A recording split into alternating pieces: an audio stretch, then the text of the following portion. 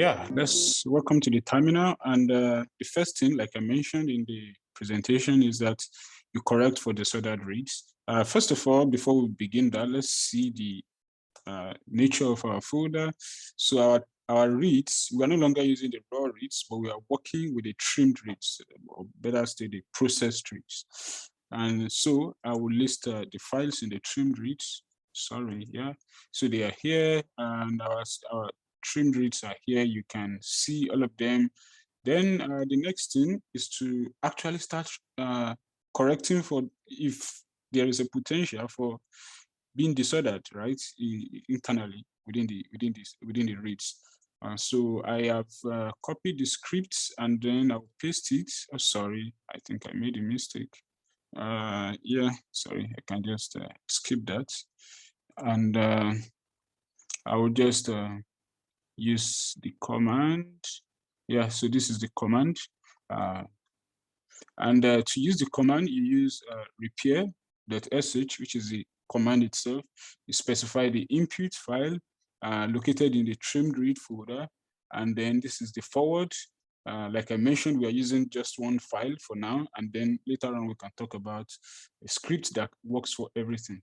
And then this is the inputs for the reverse strand located in trimmed reads, and then the name of the file, which is the reverse, right? Then the first output for the forward strand, and then the second output for the second reverse strand. And then if you want to output them together as a single file, then you use out single, right? So I just give you all the options, and then you can decide to pick which ones you want to use later on. And then you do that. So yeah, it's done. It's quite fast because as you remember, our samples are quite small.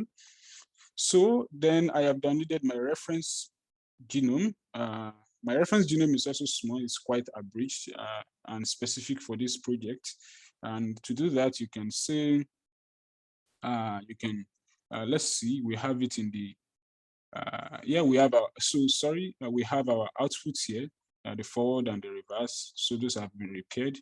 And I mean, yeah, they've been repaired. And then you can try to, let's see our references files, ls references, sorry. Yep, so we have our reference.faster file already here. And to build an index for the reference file, remember it's our sort of dictionary or like our guide, you can use Bwa Index, and you would have something like reference. You specify the location of the file, and then it works. Okay, so if you look at the folder called references, you have a little bit of noise there already. So sorry, let me run the command. So you have faster, you have faster.env.enn.bwt.psc and .sa. I think SA is Sanger, PSC is PacBio, BWT is Burrow Wheeler transformed, and for the rest, you can try to find the meaning. So, okay, so the next thing is to perform our alignment itself. And to perform alignment itself, we use the command Bwm itself, okay? And just before we proceed to perform alignment, let's create a folder where we save our alignment files. We create a folder using mkdir alignments, and you have alignment folder here. Is it? Yeah, it's here. Okay, so the next thing is to use the Bwm command. I've copied it and I'm pasting it here. So basically, this is how it works. You specify Bwa mem. Okay, like I mentioned, it's quite good enough for our data sets.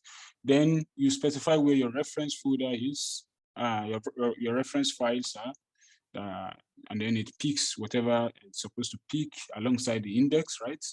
Then you specify the forward repaired strand, like we repaired it. Then you specify the reverse repaired strand, and then you output it. This keyword is used for output in bash. Then you output it into the folder we created, the alignment folder, and then you specify a file name for that already. And to do that, just press enter, and then it probably works. Let's see if it works. LS alignment. Yeah, I just want to see the file size as well. Hopefully, it generates something. Okay, we have 3.7 megabytes.